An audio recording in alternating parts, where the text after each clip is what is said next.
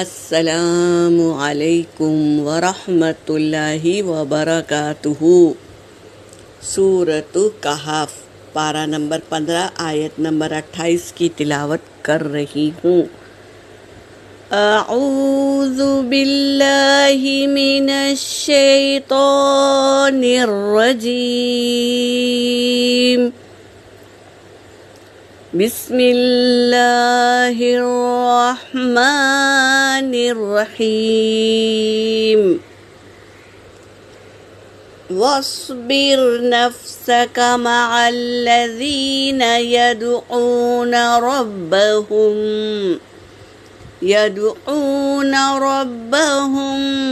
بالغداة والعشی يريدون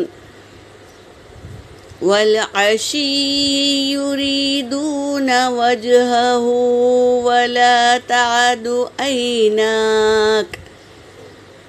ولا تعد عيناك عنهم تريد زينة الحياة الدنيا ولا تطع من أغفلنا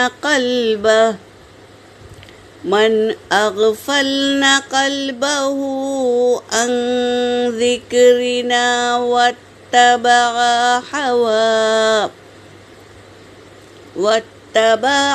هواه وكان أمره فرطا۔ صدق اللہ العلی العظیم۔ ترجمہ کر رہی ہوں۔ وَاصْبِرْ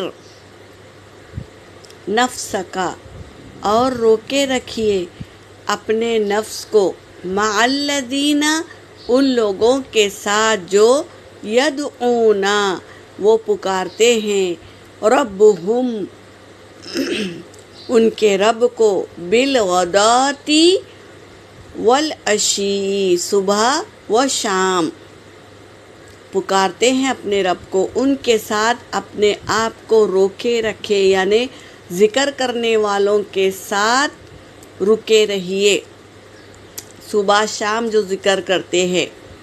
یریدون وجہہ، وہ چاہتے ہیں، وجہہ، اس کا چہرہ، یعنی اللہ کی رضا کے لیے وہ ذکر کرتے ہیں تاکہ اللہ راضی ہو جائے۔ تو ایسے لوگوں کے ساتھ ہمیں بھی بیٹھنا اٹھنا چاہیے۔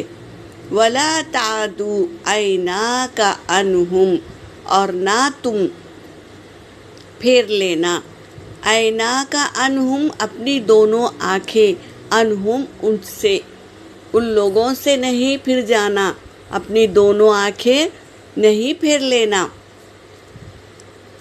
تُرِيدُونَ زِينَةَ الْحَيَاةِ الدُّنْيَا، تم چاہتے ہو دنیا کی زندگی کی زینت۔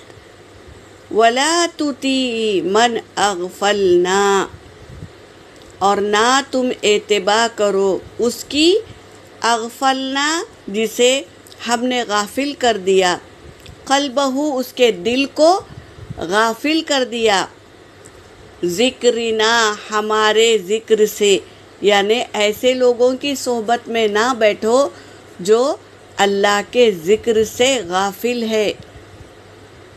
واتبع ہواہ، اور وہ اتباع کرتا ہے اپنی خواہشات کی۔ اللہ کو راضی کرنے کے لیے کوئی عبادت نہیں کرتا، بلکہ عبادت چھوڑ کر اپنی نفس کی خواہشات کے مطابق وہ زندگی گزارتا ہے۔ وَكَانَ أَمْرُهُ، اور ہے اس کا حکم، فروطا، یہ حد سے گزرا ہوا، یعنی وہ حد سے گزر گیا ہے جو اللہ کو بھول کر اپنی مرضی کے مطابق دنیا میں زندگی گزارتا ہے، اپنی خواہشات کو پوری کرتا ہے۔ تو ایسا شخص کیا ہے؟ اللہ کے حکم سے حد سے آگے بڑھ گیا، اللہ کو چھوڑ کر خود وہ گناہوں میں آگے بڑھ گیا، یہ ہے اس کا مطلب۔ یہاں پر میری آیت ہو گئی۔ وآخر الدعوانا ان الحمد للہ رب العالمین۔